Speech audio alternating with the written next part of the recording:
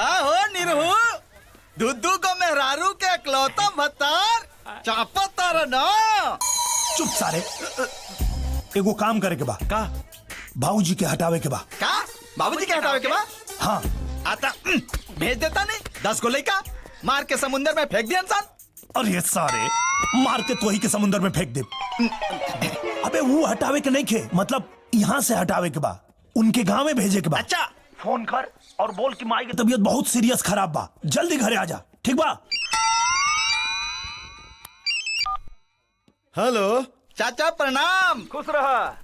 अच्छा बोला, का बोला तारा बाबू? तोहार पहला बार चाची से दूर गईला के हुक में चाची के कपार पर वियोग जर चढ़ गइल बा।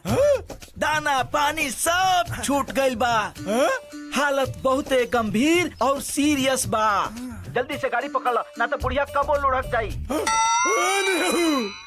हाँ, जी जी बाबूजी। तोर माई की तबीयत सीरियस खराब हो गई बा बेटा। का बात करता नहीं। अच्छा चिंता मत करिए, 1 मिनट। हाँ राजेश भाई, अरे हमरे बाबूजी के एगो टिकट बुक करो बनारस के तत्काल में, और देखा फेल ना होके के चाहिए। तोर माई की तबीयत सीरियस खराब बा और तेना चलबे। अरे बाबूजी पहले आप चली, फिर हम यहाँ के काम निपटा के पीछे से आवता नहीं ना। हाँ राजेश भाई, ट्रेन के ना मिली तो फ्लाइट से करा दिया, करावा जल्दी। अभी नया आफत कहाँ कपार चढ़ गई। अरे काल ही तब बुढ़िया से बात कर ले रहनी हो। हेलो प्रणाम बाबूजी।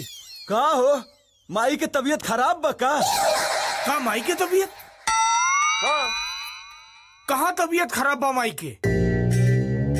मस्त खात पियत पिया, 5 रोटी ठूस गई, छटल पे भिड़ल बिया। अच्छा अच्छा, चल फोन रख। जी बाबूजी, गोड़ लगा तनी। निरहू, निरहू। जी बाबूजी। बहू, ए बहू।